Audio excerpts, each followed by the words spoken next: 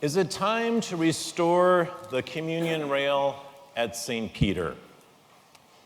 Last weekend, after the Saturday evening Mass, Father Ben and I went to one of the local restaurants for dinner.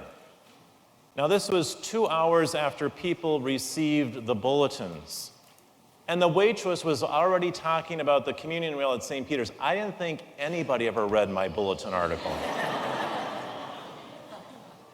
A couple years ago, while we were cleaning, we happened to find the old communion rail. It was located up in the choir loft above the closet. And with this being found, people began to ask whether or not the communion rail was going to be restored here at St. Peter's.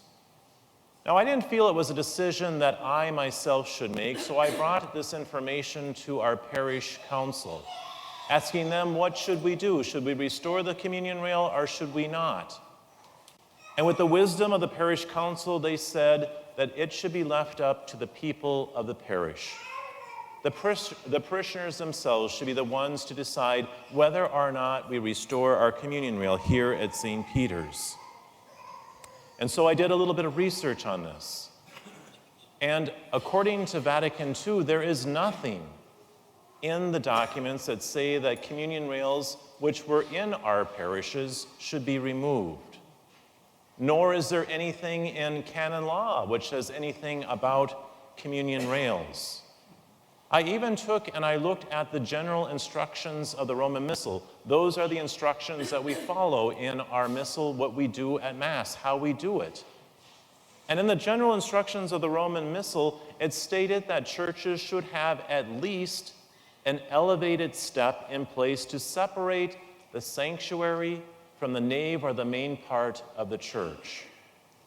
Or if there is no elevated step, then there should be a structure in place with ornamentation to distinguish one from the other. So we are in compliance here at St. Peter's. We have an elevated step which separates our sanctuary from the nave or the main part of the church. And so I did a little bit more research, and I wanted to know what our Holy Fathers have been saying about communion rails, about kneeling for communion.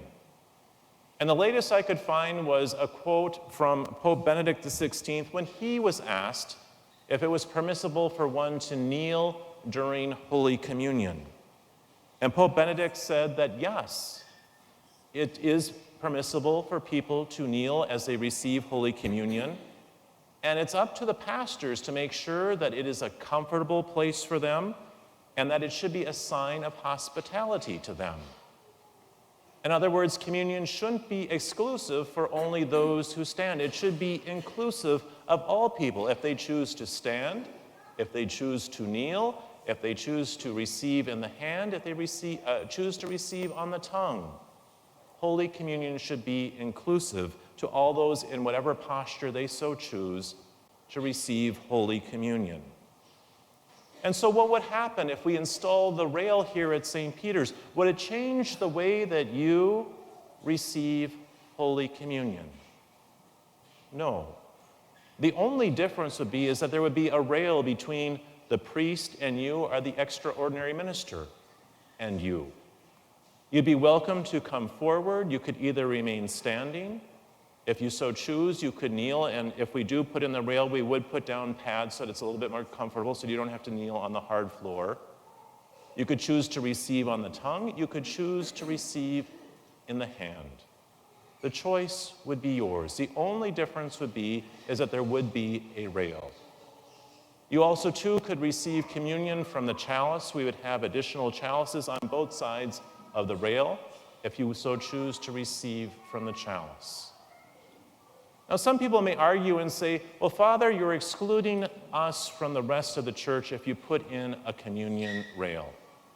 The rail here at St. Peter's is not a complete rail, and that's why I have these stanchions here in the sanctuary today, because at St. Peter's here, our communion rail does not have a gate across the front of it. It would extend from this stanchion over to the pillar where the hymns are listed.